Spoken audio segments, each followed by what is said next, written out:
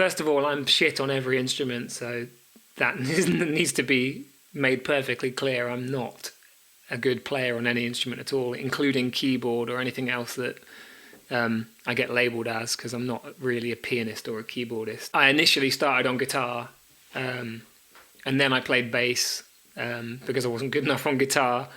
And then when the band I was in before Bring Me, I started playing a bit of keys just because it had some electronic stuff in. So I guess that's how I kind of moved into samples and keyboards and stuff like that. But the initial things I learned on guitar was the same shit that everyone else learns on guitar: Under the Bridge, Dookie, Deftones, Around the Fur.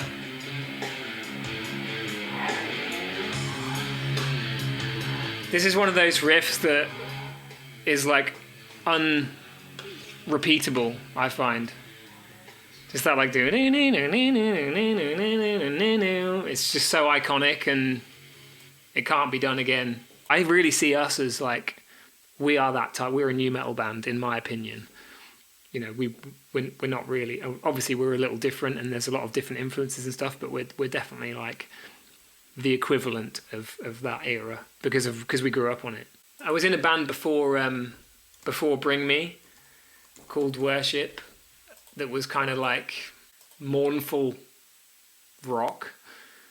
It was a bit of a drag really, but I'll see if I can find it.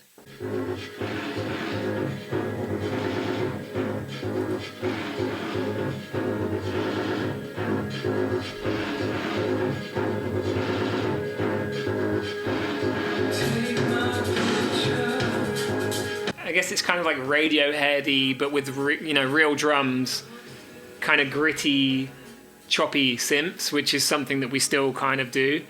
And this band was my way into Bring Me, because Ollie was the singer of Bring Me. Ollie was a huge fan of Worship, so he used to come to see our shows, and I met him just through his liking our band, basically.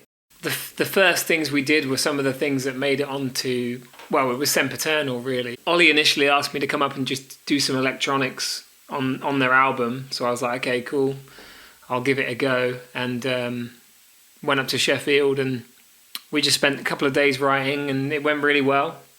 And we worked on, one of the first songs we worked on was what ended up being Can You Feel My Heart, which is the first track on Sempiternal. I might try and find you actually a really early one, because it was a little bit different at first. 30th of August 2012, so it's just instrumental. We didn't know what we were going to do with the vocals. So it initially had this like really big long intro that went on for ages, and we used this live for a little while as our kind of live intro for the song. I think maybe we still do actually. But yeah, kind of had this really big long intro.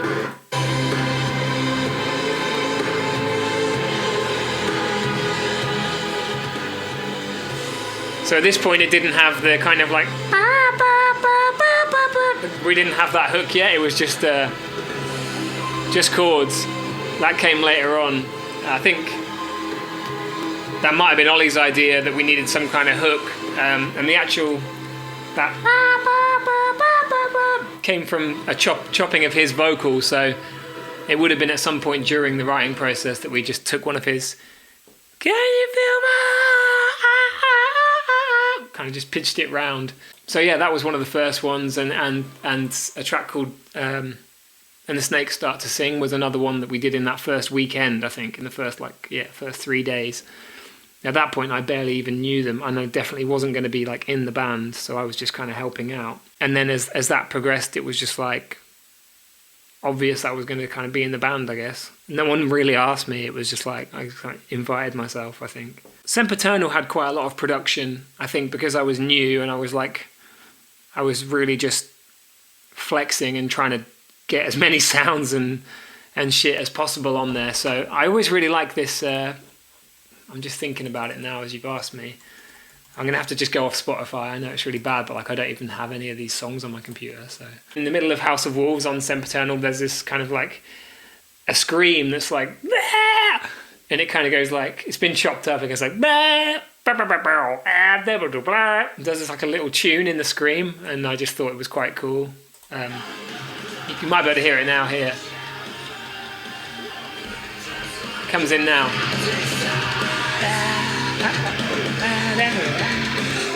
It's kind of like its own little tune in the scream. I feel like that's the spirit. There's not so many production-y type songs. A lot of them are like more rock songs. But Doomed is quite production heavy. There's not so many tricks in there, but it's just a very like musically rich production with loads of layers. So that one's probably one of the productions that I'm most proud of in terms of the music and the elements. Real slow, like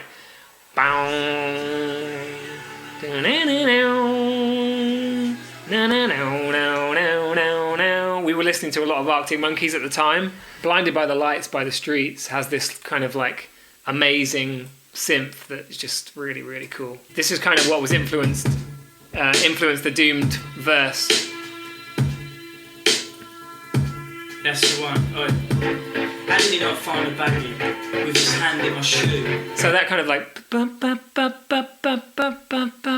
kind of like really sad chords and slightly chopped up kind of pad type synth sound was kind of what we tried to do with Doomed a little bit. One of the ones that I feel like went a bit under the radar for me was Why You Gotta Kick Me When I'm Down on Ammo.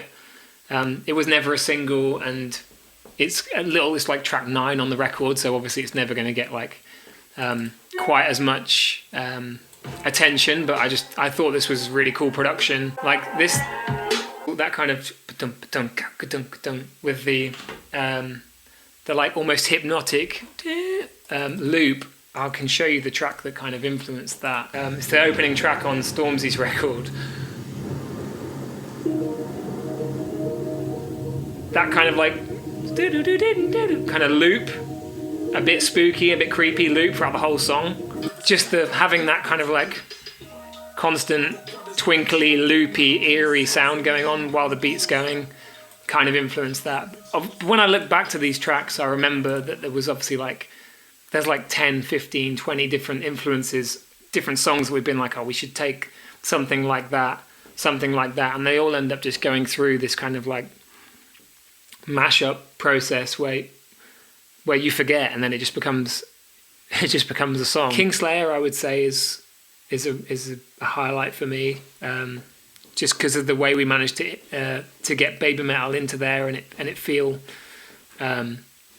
natural. We had quite a few different variations of that song before with different choruses. We kind of wrote the chorus chords and the music with baby metal in mind. The idea was to use their vocals almost like a lot of 90s British music has like pitched up kind of female vocals. It's a bit of a like cliche in like 90s kind of dance music, and happy hardcore in particular. Happy hardcore is so sick.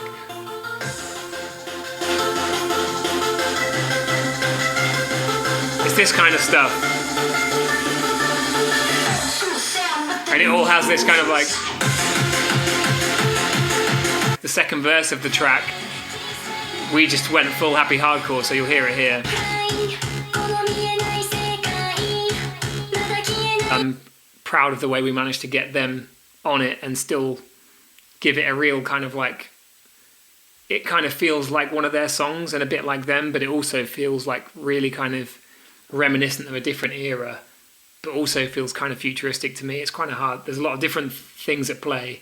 As soon as we put like a guest like baby metal on it, it's like, oh yes, we can finally do what we want to do, kind of thing. We can just do those unashamedly like epic kind of like arena-y choruses, and it just, because it's her voice and it's someone else, it just feels cooler.